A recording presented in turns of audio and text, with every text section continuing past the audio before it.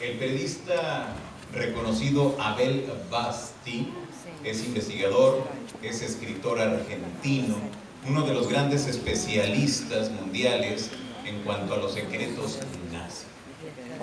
Nos hubiera encantado que hubiera estado físicamente con nosotros, pero debido a una lesión en el talón de Aquiles y una urgente operación, bueno, pues no pudo ser eso.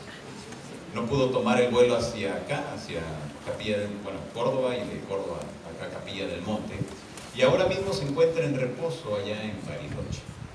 Sin embargo, Abel ha querido participar, no perderse esta oportunidad de compartirnos parte de estas investigaciones y estudios que él ha realizado en torno a este gran tema.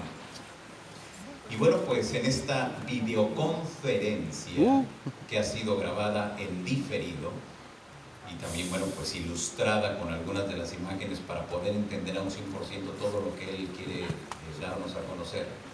Vamos entonces a esta conferencia de los nazis en la Argentina. De verdad que es impresionante el conocer, el entender un pasaje histórico tan tremendo para la humanidad y cómo a partir de la investigación periodística, hoy, Abel Basti, llevado de la mano de Ricardo González, nos va a mostrar todo lo que implica este tremendo tema. Así que vamos a recibir con un fuerte aplauso a Abel Basti.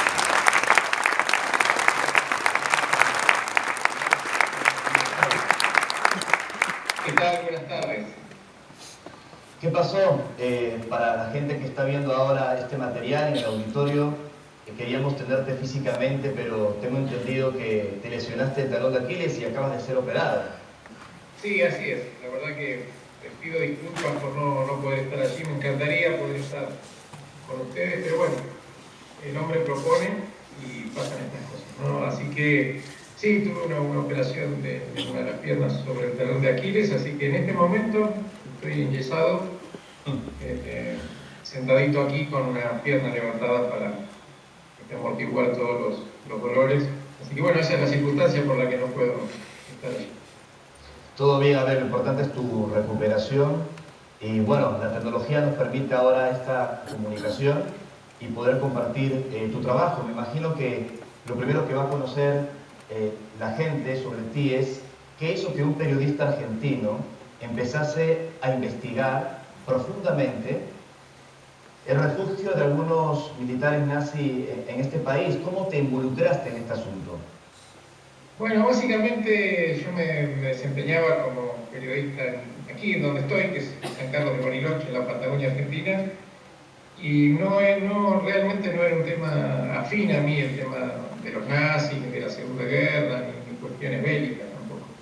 Pero se desencadenó un caso que fue un pedido de extradición de un capitán de la CSS, que era Erich Priebke, y a partir de ese caso, Priebke vivía obviamente en Bariloche, y a partir de ese caso tuve que profesionalmente dedicarme al tema, ¿no? Cuando digo dedicarme, es escribir todos los días sobre Priebke y los nazis, porque la demanda periodística, no solo a nivel nacional, sino internacional, era referida a este tema. Así que bueno, esto empezó a mediados de los años 90 y continuó hasta hoy porque el volumen de información que fue surgiendo, particularmente la información no tradicional o no oficial, como solemos decir, era abundante y bueno, una vez que uno toma la punta del hilo lo sigue, ¿no? Y bueno, acá estamos, 20 años después, o más de 20 años. ¿Y te ha traído algún problema inmiscuirte en estos asuntos nazis en tu país, en Argentina? No, problema no, son circunstancias propias de la vida profesional cuando uno se mete con temas urticantes. Sí, algunos de los testigos, particularmente en los años 90, tuvieron problemas, ¿no? Personas que habían testificado sobre algunas cuestiones o que estaban hablando conmigo, por lo menos 3 fueron amenazados. Pero bueno, todo es el contexto de este tema, ¿no? No es un tema sobre arte, sobre cultura, sobre deporte, sobre finanzas. Es un tema un poquito difícil. Y bueno, ese es el marco. Ahora mismo estamos haciendo esta videollamada desde tu domicilio, que está emplazado en Bariloche. Me imagino que, no sé si será casualidad, lo dudo, azar, que hayas elegido Bariloche como tu actual residencia. Tengo entendido que tú naciste en Olivos, en provincia de Buenos Aires. Sí, bueno, estas son circunstancias, por decirlo de alguna manera, del destino, ¿no? Sí, vivir en Bariloche, y bueno, y en Bariloche se desencadenó este tema, y particularmente lo más importante de esta región, que es que fue una zona protegida, liberada, esto yo lo explico en mis libros, para la protección de los nazis, y particularmente el número uno, que era Urquijo, ¿no? Entonces, esto me permite a mí vivir dentro de esa zona, a pesar de que han pasado muchos años, me permite de alguna manera conocer lugares, conocer historias, haber entrevistado personas relacionadas al tema, etcétera, que lo que es, digamos, lo que significaría una demanda de esfuerzo mayor para quien no vive en esta zona en forma permanente, ¿no? Acceder a ese tipo de información que a veces uno se entera en los corrillos del barrio, de los ámbitos donde uno frecuenta, etcétera. Ok, vamos a adentrarnos un poco más, a ver, en el imaginario popular, y no tan imaginario popular, Bariloche es por excelencia el enclave nazi en la Argentina y tal vez en este continente, en América del Sur. La pregunta es, ¿por qué los alemanes nazis habrían elegido esa locación? ¿Por qué esa pasión por la Patagonia? ¿Qué información tienes? Y si puedes refrescarle al público qué criminales de guerra nazi se habrían encontrado en esa región. Bueno, antes que nada hay que decir que los nazis tuvieron un pacto, un acuerdo para su escape hacia fines de la guerra con los norteamericanos. Esto era para salvar el capital, era para salvar los adelantos técnicos, científicos, industriales, era para salvar los hombres del avance de la Unión Soviética sobre Europa. Y a su vez reciclar todo este capital en lo que va a ser la lucha contra el comunismo durante la Guerra Fría. Los nazis fueron asimilados por los Estados Unidos para luchar contra el comunismo.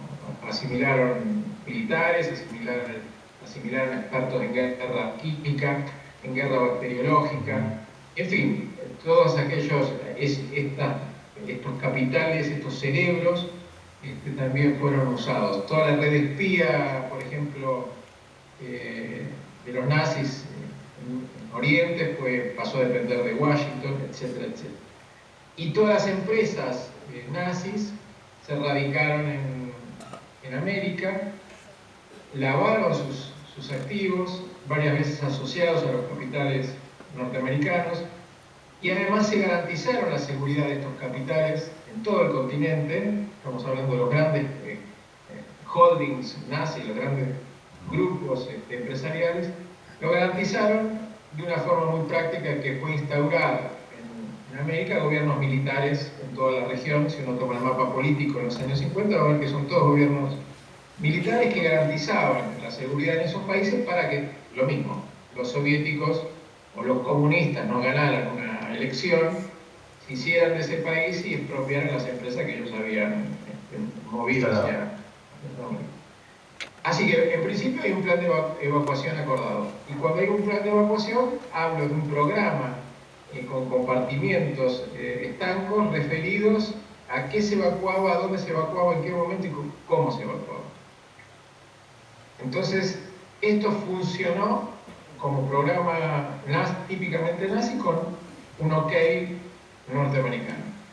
En ese vasto programa de evacuación se eligió particularmente esta zona, vuelvo a lo mismo, cercana a San Carlos de Bariloche, pero bastante grande, casi 10.000 kilómetros cuadrados. Cuando hablamos de 10.000 kilómetros cuadrados, hablamos de una superficie que supera a varios países en extensión, ¿no? Si nos pusiéramos un cuadro de países, tendríamos 30, 35 países que son más pequeños que esta zona en el mundo. Y bueno, en ese programa esto fue exclusivamente para la jerarquía nazi. ¿Por qué? Bueno, posiblemente por varios factores, ¿no? en principio por su absoluta lejanía con las zonas de conflicto. Estratégico. La Patagonia era un territorio prácticamente, y lo sigue siendo, con muy baja densidad de población, con miles de kilómetros de litoral atlántico sin ningún tipo de custodia en ese momento, y al día de hoy, bueno, no existen los satélites, pero la verdad que la extensión atlántica de la Patagonia es muy grande, y al día de hoy prácticamente inhabitable, ¿no? Los paisajes, una conformación geográfica muy similar a paisajes europeos, el clima, la posibilidad de una salida hacia el Pacífico a través de la cordillera que garantizaba cuidar las espaldas de esta zona, y fundamentalmente la preexistencia de colonias alemanas desde el principio del siglo XX, así que este era el marco, digamos, por el cual posiblemente eligieron la zona, particularmente para Andolfo. Tengo una pregunta antes de entrar de lleno a tu tema nuclear de tu investigación, que podría ser el paradero de Hitler luego de la Segunda Guerra Mundial. Antes de ello, mencionaste que científicos nazi, mentes, genios nazi, fueron absorbidos por los Estados Unidos. ¿Podríamos involucrar en todo ello la operación Paperclip y hasta qué punto, cuando se ha hablado, como tú sabes, en nuestra investigación sobre el fenómeno OVNI, que es un tema muy controvertido, se habló de que científicos nazis habrían desarrollado una tecnología que parece una fábula, una alucinación, y que fue parte de prototipos que más tarde se llevaron a cabo en bases militares, por ejemplo en Nuevo México, en los Estados Unidos. ¿Es un mito o realmente los científicos nazis tenían una tecnología de punta que pudo haber beneficiado a los citados Estados Unidos de Norteamérica? La primera pregunta es la operación Paperclip. Paperclip está blanqueada. Blanqueada quiere decir que se conocen los documentos de transferencia de científicos alemanes a los Estados Unidos. Lo que pasa es que Paperclip en realidad es para la imagen de los Estados Unidos lo más benevolente, porque la sociedad pudo llegar a aceptar que científicos alemanes fueran transferidos a Estados Unidos. Y claro que entre esos científicos había, como dije antes, expertos en guerra bacteriológica, en guerra química, los peores desarrollos en drogas. Cuando digo los peores son las drogas duras, las drogas prohibidas, aquellos que desarrollaron los gases para combatir en la guerra, ¿no? Agentes químicos muy poderosos. Esta es la parte blanqueada de la operación de transferencia que se llama Paperclip. Pero simultáneamente hay otras transferencias que son, y ellos lo llaman de técnicos y o lo que fuere, ¿no? Entonces, en esa segunda operación entra todo lo demás, que no tenía, aquellas personas no tenían un título de ingeniero, de arquitecto, de técnico, de profesional, digamos, ¿no? En la otra operación entra todo lo demás. El país que más nazis recibió en América fue Estados Unidos, por lejos. Estamos hablando de miles y miles, por lejos. Esto yo también lo explico en uno de mi libro. Respecto a la tecnología, bueno, yo no soy particularmente experto en el tema, pero sí sabemos que los nazis estaban trabajando con lo que sería un desarrollo antigravitacional, que sería el fundamento de los platillos, ¿no? Sí puedo decirlo tangencialmente, algunas cuestiones que me he enterado, ¿no? Yo edité uno de los libros en alemán con un grupo editorial bastante importante que se dedicó al tema de los platillos también, ¿no?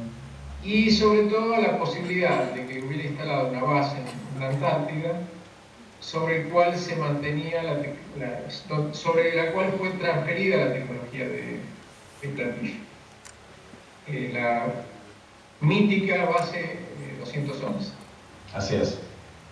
Entonces esta gente hizo dos intentos por ubicar la base actualmente. No estamos, bueno, actualmente estamos hablando de año 2000 más o menos.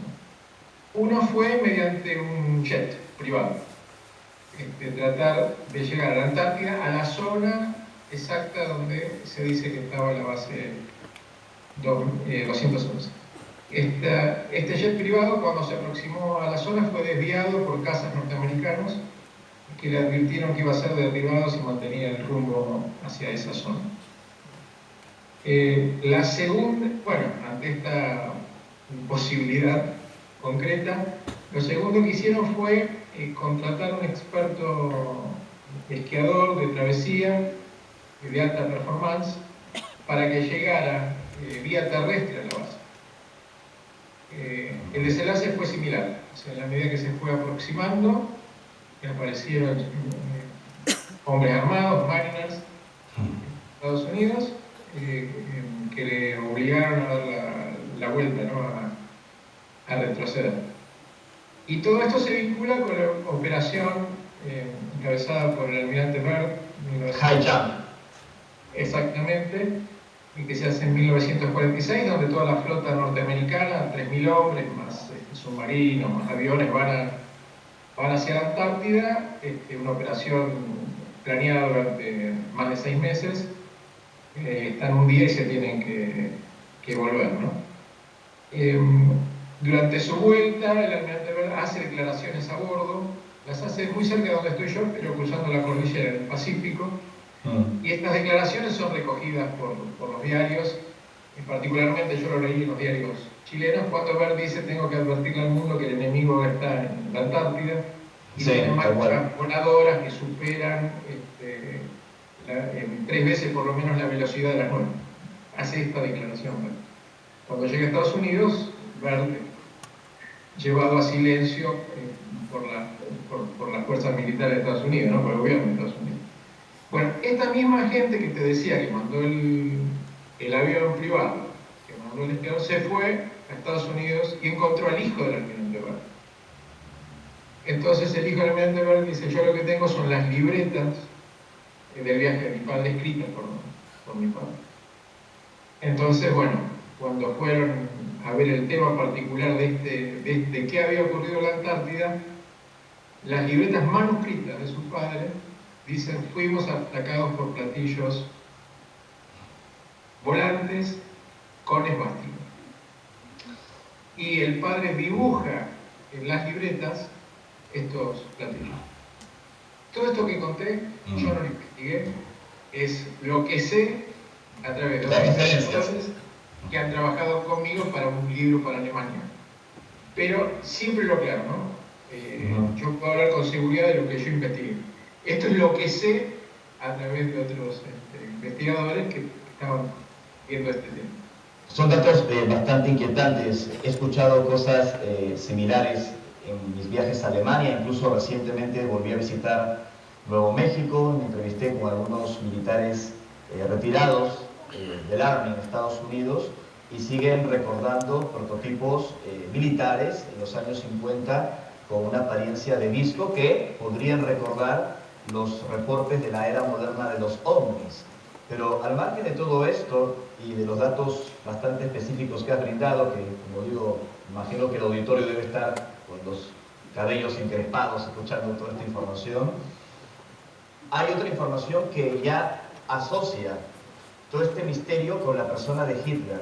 Supuestamente, Hitler tenía una pasión por el misterio, por los enigmas, y habría formado, o él o algún jerarca nazi, una sociedad de misterio o esotérica o de investigación de estas cosas, o como se llamen, ya tú lo podrás aclarar si es un mito o es auténtico, en Alemania, y que toda esa costumbre, toda esa investigación, toda esa sociedad secreta habría emigrado de alguna forma a la Argentina. ¿Podrías ampliar información al respecto dentro de tu investigación, Abel? Bueno, como te digo, yo puedo decir lo que pude investigar o lo que puedo saber en forma más o menos directa. Que Hitler participaba de sociedades esotéricas en Alemania es muy conocido, ¿no? O sea, que tuvo instrucción en la sociedad de Tull, que tuvo maestros, etcétera, etcétera. Esto es muy conocido, inclusive hay libros de algunos de sus maestros o de personas que también participaban de esas sociedades. Así que este fundamento esotérico del nazismo, el nazismo era un movimiento político, un trasfondo esotérico que se ve en sus símbolos, se ve en sus calendarios, se ve en determinados ritos. Asvástica, por ejemplo, ¿no? Sí, sí, sí.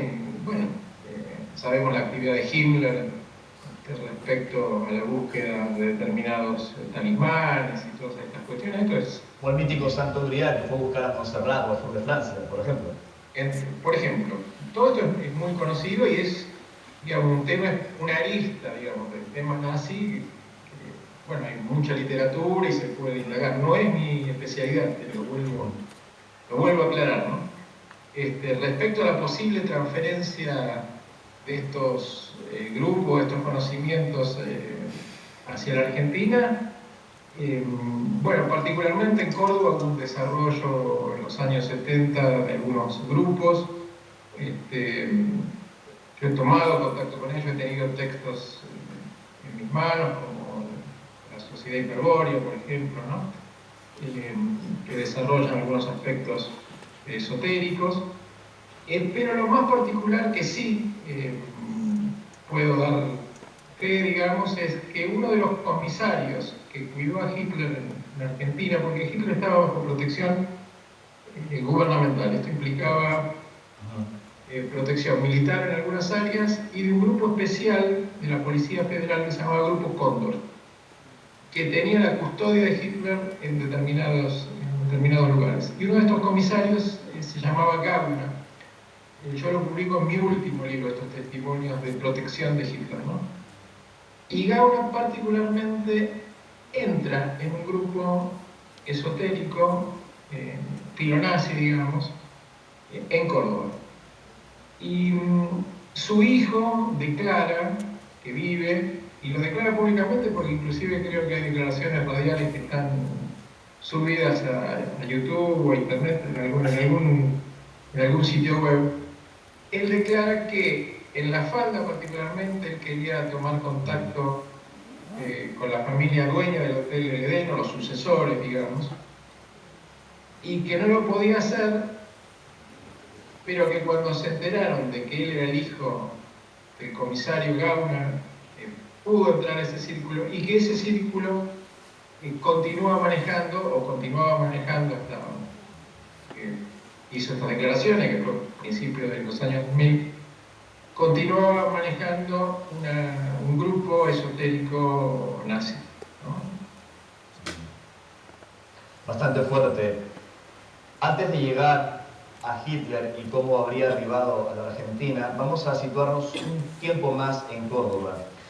Además de lo que se habla del Hotel Edén, también se dijo que el dique Los Alazanes, que está entre el Cerro Uritorco y Las Gemelas, habría sido construido supuestamente bajo directrices nazis. Justamente fue levantado, si mi memoria no me traiciona, durante la Segunda Guerra Mundial, llevando el material a lomo de mula.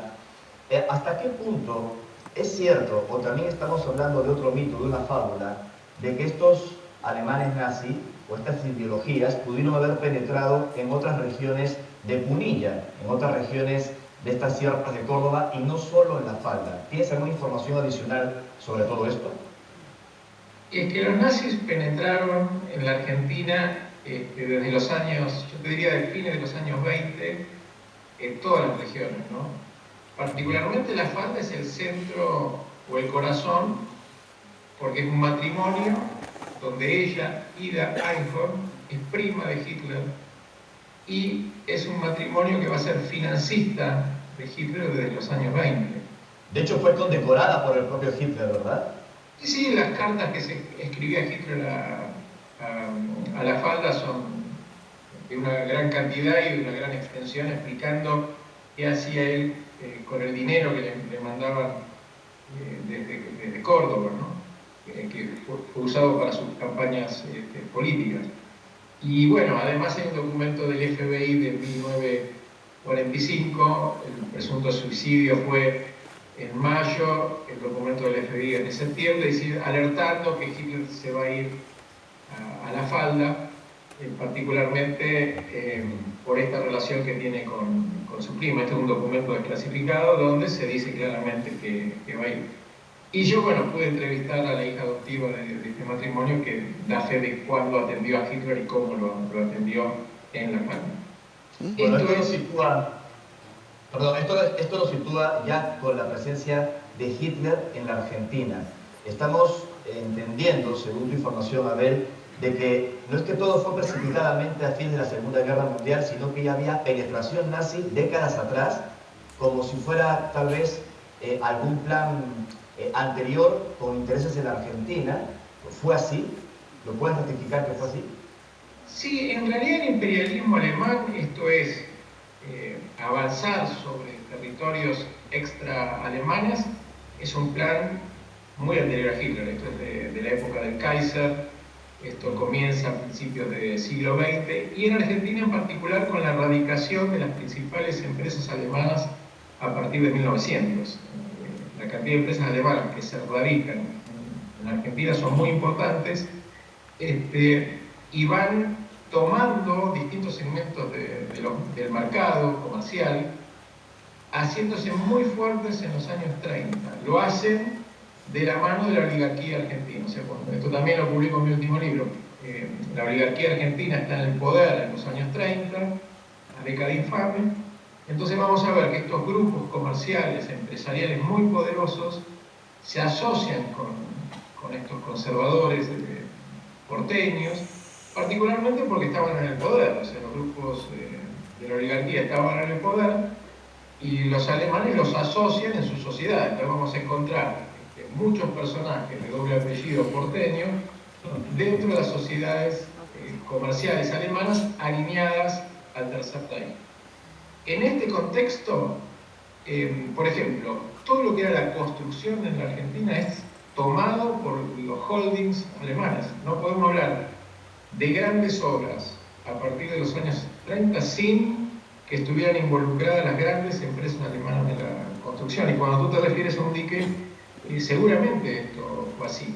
Ahora bien, en Córdoba nosotros siempre hablamos de la falda. El otro lugar muy importante es el Hotel Viena, en Miramar, que es un emprendimiento fantástico. Para quien no lo conoce y está en Córdoba, y tiene unas horas para ir hasta el lugar, es muy recomendable, donde se erigió un complejo hotelero, entre comillas, fantástico, en un lugar absolutamente desolado, a orillas de la laguna de Mar Chiquito. Y hoy se puede ver el hotel, está venido abajo, pero hay inclusive una visita turística. Y este fue otro enclave muy particular del nazis, usado inclusive para realizar cirugías. Era una especie de spa de gran nivel, que también está absolutamente relacionado. Y así sucesivamente. O sea, si uno empieza a recorrer Argentina, particularmente Córdoba, los lugares que tú dices, como estamos hablando de miles de nazis, no estamos hablando de cientos. En Argentina se estima como mínimo entraron 10.000 nazis. A ver, vamos a ver. Estás diciendo que cerca de 10.000 nazis entraron en Argentina, 10.000 aproximadamente. Según las personas que investigan la cantidad y la calidad, entre comillas, estamos hablando de ese número por lo menos. Por lo menos. Yo decía, Estados Unidos fue mucho más, ¿no? Colombia habrán entrado unos 2.000. Brasil se está estimando aproximadamente una cantidad similar. Estamos hablando de miles. Entonces, cuando estamos hablando de miles, no hay que hay un lugar particularmente, hay lugares diferenciados donde ocurrieron distintas cosas. Y Córdoba no a esto, en absoluto. Por supuesto, sabemos... Podríamos, coincidir que tal vez en la República Argentina, de los muchos lugares donde se habrían distribuido estos alemanes nazis, la mayor penetración pudo ser la ya citada Córdoba y Bariloche en particular. No, si uno se refiere a números, podemos hablar de Buenos Aires, por ejemplo. No necesitaban esconderse. Porque esto, como yo te decía, esto tenía un gran paraguas de protección que era Estados Unidos. Desde los años 30, el partido nazi se hizo muy fuerte en Argentina. Llega a su momento más alto, digamos, de siglos, en los años 30. La época de mayor antisemitismo descubierto, digamos, donde los diarios nazis podían decir lo que se les ocurriera sin ningún tipo de censura. Donde hay un acto en el Luna Park que van más de 10.000 personas cuando Hitler anexiona Austria. Entonces, esta superestructura ya era preexistente al fin de la guerra. O sea, ya había un anclaje en cantidad y en calidad en Argentina de nazis, ya sea a través de la estructura partidaria, con una disposición territorial bastante importante, o a través de sus grandes empresas, de sus grandes holdings que abarcaron prácticamente todo, desde los negocios de electricidad, la construcción, como te decía, las químicas, la industria farmacéutica. El capital alemán se desplegó en acuerdo con el inglés, porque tanto británicos como alemanes pactaron en Argentina para que no entrara el capital norteamericano, porque si no entendían que los norteamericanos iban a pasar comercialmente por él.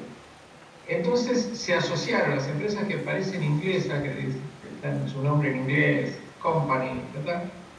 Cuando uno va a la masa accionaria va a haber capital alemán, belga, francés, son capitales mixtos porque el capital está por sobre las ideologías. Y esta estructura se mantuvo durante la guerra y obviamente siguió en la posguerra.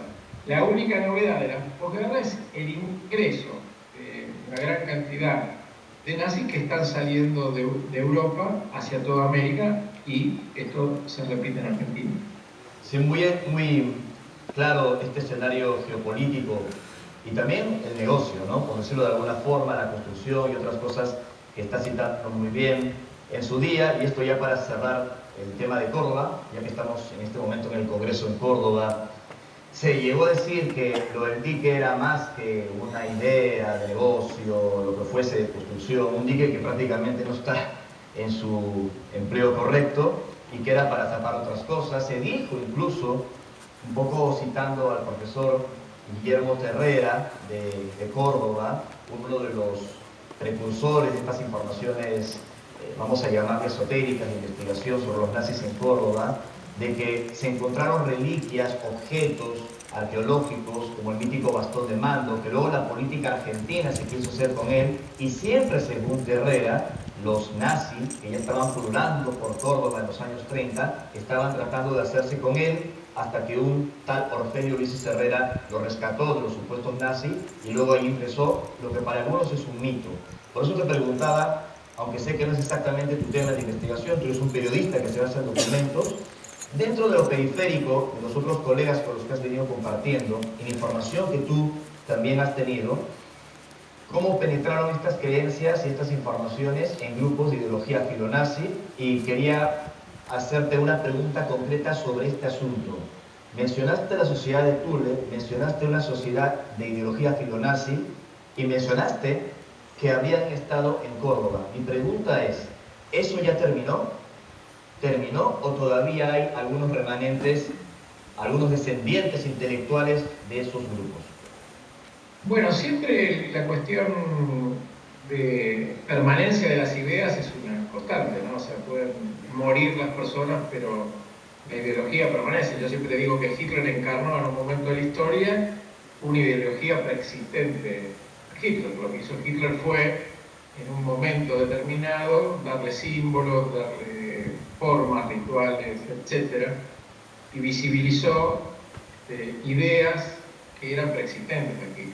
El tema de la superioridad racial, la raza aria que nos vino a proteger, etcétera, etcétera. La casi obligación de esa raza de ser señora de la humanidad por sobre otras razas, y con esto el derecho a apropiarse de recursos, de territorio y demás, no es una idea de Hitler, es preexistente. Y muerto oficialmente el nazismo en 1945, muerto Hitler oficialmente en 1945, estas ideas no murieron, continuaron hasta el presente. Lo que cambia son las expresiones o las formas. Basta ver el mapa político del mundo en estos momentos con los avances de los partidos de ultraderecha en Europa particularmente, y en toda la región también, muestran que las ideas permanecen. Y esto es lo mismo desde lo político con las ideas, con los fundamentos esotéricos, ¿no? Así que esta transmisión de fundamentos esotéricos, en Córdoba particularmente, en en este hombre que se llamaba Moyano, que murió en los años 90, que crea estos grupos, crea este fundamento de la sociedad hiperbórea, escribe algunos libros, uno es una novela. Yo estuve ahora 2 o 3 años con gente que seguía manteniendo esta línea de pensamiento. Inclusive leí algunos de los libros, así que a eso te diría que sí, que los fundamentos esotéricos se mantienen en el tiempo, en una gama obviamente variada, muy amplia, que va de los extremos más insospechados, ¿no? De un extremo a otro, en una gama amplísima. Sí. ¿Sabes, Abel? No hace mucho pude hablar con un agente de Interpol, argentino, a raíz de un allanamiento que se produjo en la zona norte, ya debes saber a qué me estoy refiriendo, en donde se encontraron objetos presuntamente de manufactura nazi, que coincidió con una visita reciente en ese entonces de Merkel. Sé que recientemente también se ha dicho que esos objetos no tenían nada que ver, que todo era falsificación, pero lo que le llamó la atención a este agente de Interpol, que lo conocí en una reunión en la UNESCO, me parece gracioso, estaba invitado por otra razón, él me dijo que se había encontrado una serie de objetos rituales, incluso tablas Ouija, documentos, cascos con las vásticas, hasta momias que relacionaban al antiguo Egipto. ¿Tienes información sobre este tipo de reliquias, sean un fraude o sean objetos genuinos que se encuentren en depósitos ocultos en la Argentina? Es posible que tus investigaciones, porque no sé, lo estimo, si criminales de guerra nazi se infiltraron en la Argentina, que hayan traído con ellos muchos objetos y que estén escondidos de pronto en Bariloche o en Buenos Aires. Sí, claro, trajeron, los hombres traían sus cosas, de sus valijas, por decirlo de algún modo. Es muy famoso la venta de objetos nazis en casas de antigüedades reconocidas. No, bueno, vendidas en famosas casas de Buenos Aires reconocidas. Al momento de la operación podemos decir negro o blanco, no lo sé, pero piezas muy importantes. Yo hago una salvedad, los objetos no son nazis, los objetos no tienen ideología, los objetos son objetos. Claro. Que lo puede haber usado Stalin, lo puede haber usado Hitler, lo puede haber usado cualquier persona, ¿no? Así que hay una discusión respecto a la legalidad de la tenencia de los objetos, ¿no? Porque en el caso de este allanamiento que tú mencionas, efectivamente había piezas arqueológicas egipcias cuya comercialización está prohibida. Claro, está prohibida. Ahora, el terreno más espinoso es si una persona legalmente tiene un objeto, legalmente, digo, vamos a suponer el hijo de un capitán alemán que heredó su pistola, heredó su uniforme. Estos objetos no son nazis, eran los uniformes de una persona que puede haber estado afiliada al partido nazi. Entonces la discusión en este punto es si tener eso es un delito. Desde luego. Y esta prudencia es una variable de acuerdo a los lineamientos políticos de turno. En este momento se está usando un método de decir que todo objeto es nazi por tener alguna relación respecto a con su poseedor, poseedores, y que consecuentemente tenerlo es un delito. Y esto además se magnifica por una técnica de propaganda, y esta propaganda consiste en darlo a conocer a los 4 vientos y después ver qué se hace con esos objetos, que es el caso que tú mencionas. Pero hay cierta sutileza en el tema, ¿no? Está bueno que lo aclares, muy bien. Sabes que este referido agente de Interpol, que no voy a citar por razones evidentes, me comentaba sobre los objetos nazis, capaz me expresé mal, en relación a los símbolos que tenían algunos objetos, ¿no? Que de pronto también lo podrías aclarar. Si un nazi tenía un libro de otro autor o tenía un revólver, no quiere decir que ese objeto obviamente sea nazi. Es la ideología que uno deposita en el objeto o que un poseedor tenía alguna idea particular en su cabeza, pero ¿qué pasa con objetos que tenían el águila, que tenían la esvástica, con el sentido que le daban estos personajes, ¿no? Me refería a ese tipo de objetos en particular. ¿Cómo es posible que la Alemania de ese entonces haya tomado sus símbolos y le haya dado otro significado? ¿Qué podrías decir al respecto sobre eso, Abel? Bueno, como te dije antes, había una filosofía esotérica nazi. Se pueden ver videos de los desfiles y demás con las lunas, con determinado tipo de vestimenta, determinados ritos. Esto es muy conocido.